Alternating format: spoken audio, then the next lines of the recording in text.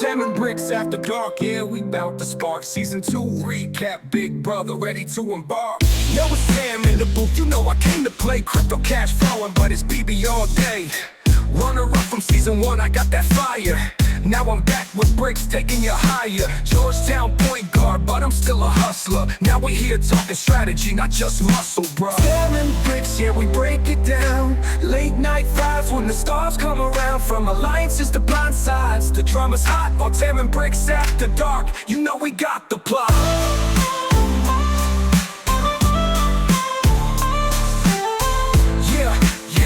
Yo, we got the plot. I'm Robert Bricks, 6'9" on the grind. Clone of Bobby B, but I got my own mind. Survivor jury, now it's BB season 2. Playing hard in the dark, now I'm podcasting with you. It's all strategy, alliances, and moves. And when it comes to Big Brother, we got the groove. Tam and Bricks, here we break it down. Late night vibes when the stars come around. From alliances to blind sides, the drama's hot on Tam and Bricks after dark. You know we got the plot.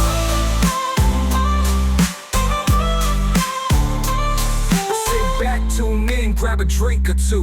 Tam and Bricks got the recap coming just for you. From crypto to strategy, we bring the spark. It's Tam and Bricks after dark, where the game leaves its mark.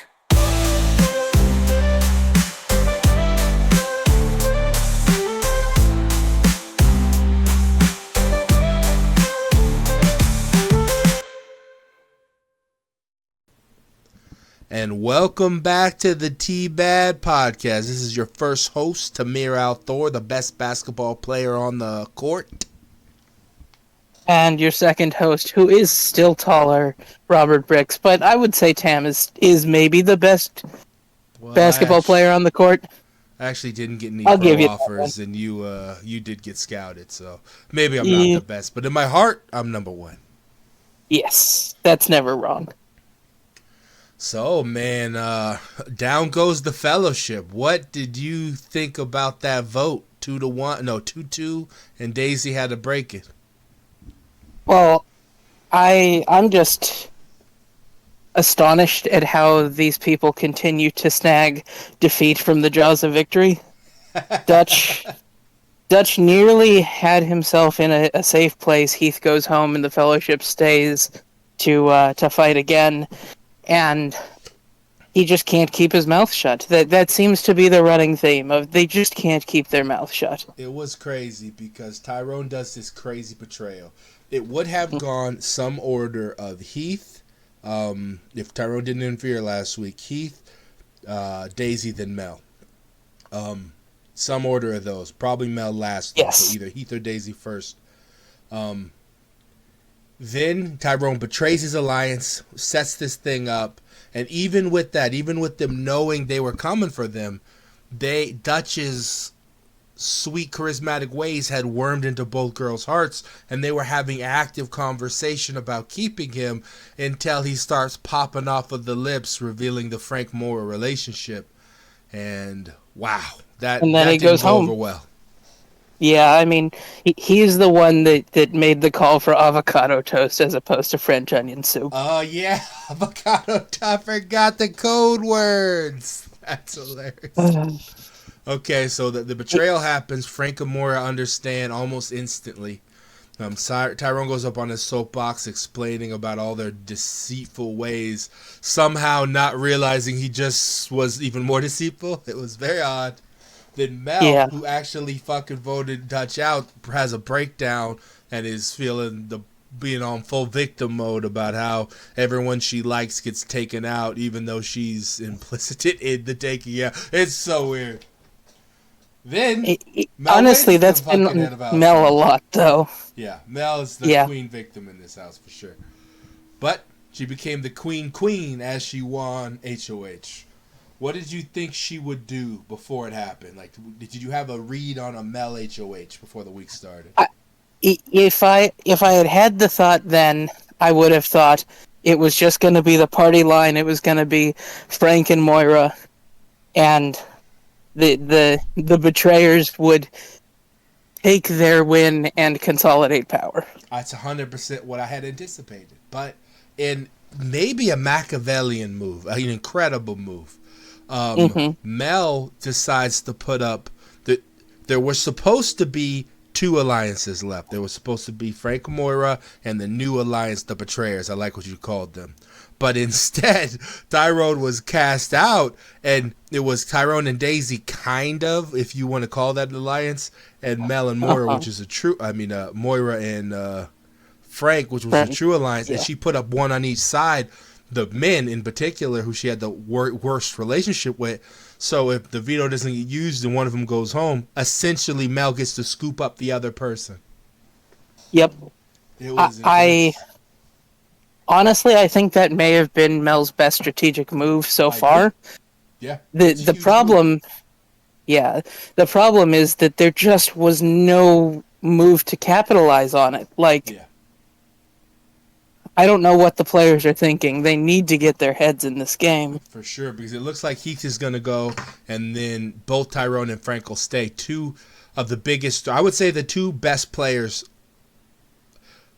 I would agree. Pound for pound in the game so far. And they're coming back. You just nominated them both, and you don't have a chance to win HOH. Doesn't look like they're angry at her, but we'll see. I would not feel comfortable having nominated two big fish and having both of them stay.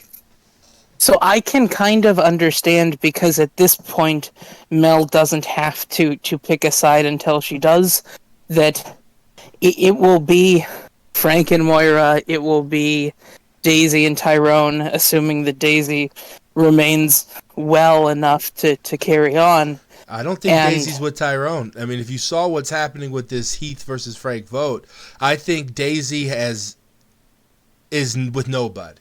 I think you have a Heath who's with nobody, you have a Daisy who's with nobody, a Tyrone who's on his own, a Mel who's trying to play everybody, and a tight two. And I think, if Tyrone wins this next HOH, I definitely think Frank's going back up, but I don't think it'll be Frank and Moira. I don't think he's worried about Moira. I think it would probably be Frank and Mel, but maybe I'm wrong. It's hard to say, because you want to try and break the power base, but at this point, I don't think anyone's all that happy with Tyrone anymore, and that's not a good place to be. It's not. But Tyrone, I think, has to win. He's got nobody. If Daisy wins this next HOH, he might still hit the block. I don't know that he won't. It's crazy. There's not anybody talking. It's a dead house. Yeah, it's going to have to come up to the power of veto this week in a big way, and it's just going to be wild. It's an interesting week. So with 5 people, there's going to be one head of household who doesn't normally vote. There'll be 2 nominees at some point who will not be able to vote, and there's going to be 2 votes. So if the votes split, the head of household decides. So it really matters about this veto. The winner of this veto protects themselves and protects their ability to vote. If you're not on the block, let's just pretend it's Frank and Tyrone again on the block. If Moira wins the veto, she gets to take down Frank, let's say, which I think she would do. Then automatically the one other person who isn't up, Mel, goes right up onto the block. And then Mel and Frank and Moira have the ability to choose. Yep. The veto holder is the most powerful person here. And then if the veto holder, if the votes go 1-1, HOH decides. It's this is less about alliances, all about challenges at this point. Yeah. It's win or go home time in a big way. Sorry about that. And I sneezed again. So this next challenge is This next challenge is going to be, it got leaked to me. No, hold on. We should talk about the vote. Finally, what is your anticipation? Heath and Frank, you've seen the little conversations. Who's going home? I mean, it is mind-boggling to me that the Betrayers did not manage to consolidate anything, and they've in fact fractured themselves. Yeah. It sounds like Heath is going home. It shouldn't be. There's no reason it should be, but that's what people want. It's going to be I think it's going to be 3-0 Heath. I think Tyrone really wanted to try to bring Daisy with him to vote out Frank, but based off the one conversation Daisy had about it, about any kind of vote, she's not willing to vote out Frank. I'm gonna say it's gonna be 2-1, but I still think it's Heath gone. Yeah, I hope we have something, but We'll see. I think 3-0 Heath.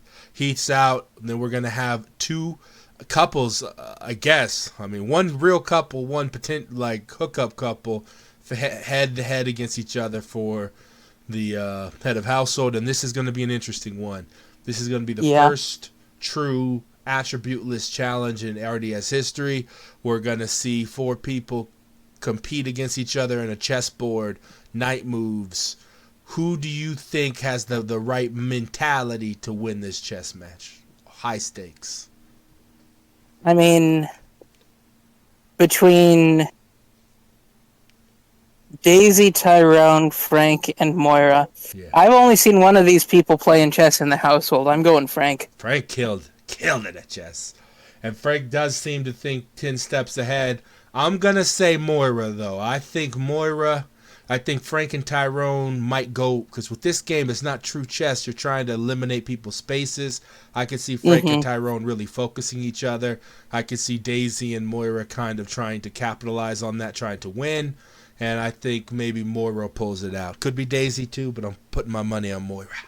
I mean, Moira's good at staying cool under pressure, so that should help. That's true. But thank you, Bricks. I appreciate you as always. That's all we got here. Hold on. We did bury the lead, but let's just talk about it. That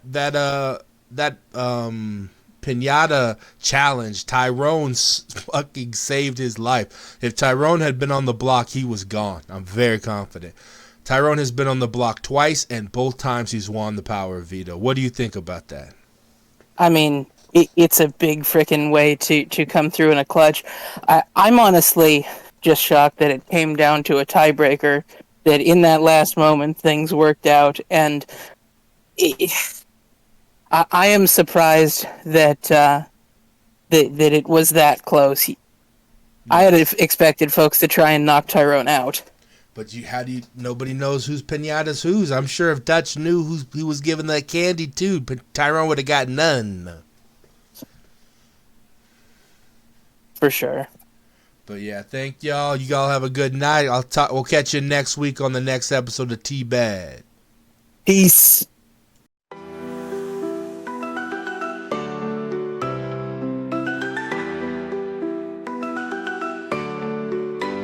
Yo, welcome to the late night vibes. This is where we shine. Tam and Bricks got the insights. We're one of a kind. From Big Brother's house to the crypto deals we unfold. Let's take a deep dive. Hear the stories untold. It's Tam L4, the runner-up. Feel the fire. With Robert Bricks, we elevate, climbing higher. Tam and Bricks at the dark. We're bringing the heat.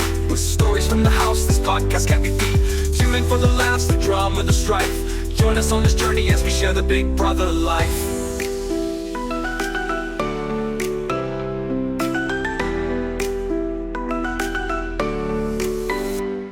Big Brother S2, secrets we gonna reveal. From strategies to alliances, it's also real. Bricks brings the high 6'9" in the game. Survivor in his past, but he's back with new fame. In the dark, we'll shine, dissecting every twist. Get ready for the drama you don't wanna miss. Tam and Bricks at the dark, we're bringing the heat. With stories from the house, this podcast can't be beat. Tune in for the laughs, the drama, the strife. Join us on this journey as we share the Big Brother life. Tam and Bricks at the dark, we're bringing the heat. With stories from the house, this podcast can't be beat. Tune in for the laughs, the drama, the strife. Join us on this journey as we share the Big Brother life.